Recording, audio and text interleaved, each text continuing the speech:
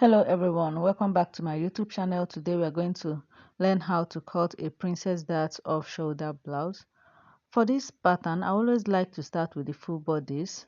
So here I'll be measuring out the shoulder, the armhole, bust point, everything, which after I will now cut it out as an off shoulder. That's how I always like to cut my princess dart off shoulder blouse. But if it's a shoulder dart, I always like to cut it out directly without cutting the full body. So here I'm marking out the bust point, then the full length, which is the half length, and then hemming line.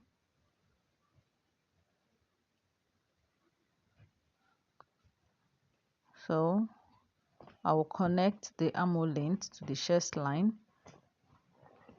Then I'll mark out 4 inches for the bust span. I'll roll down.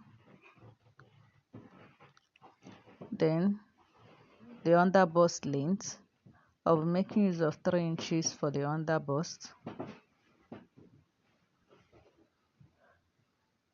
I'll be making use of 13 inches for the under bust. So at the right hand side, I'll be taking 1.5 inches while I took out half inches at the left hand side. I'll be going up by half inches at the bust point and then coming down by half inches. I'll now connect. I'll connect to and then we'll connect down. So I will be dividing the armhole length by 2, which will give us 4, and then I'll first of all connect it to the bust span. Then I'll be taking half inches at both sides of the chest line. So I'll be coming down by 1 inches, which I will still connect to the bust span line. While I still go out by 1 inches. I'll now connect to the armhole curve. So after this, we'll now mark out the remaining full body measurement. I'll divide the round bust by 4, then add whatever we took out for that, and then 2 inches for joining allowance. I'll do the same thing at the under bust. I'll still determine whatever we took out for that, and then I'll still add it, because if you don't add it, it will alter the whole body measurement. So I still add 2 inches for the joining allowance.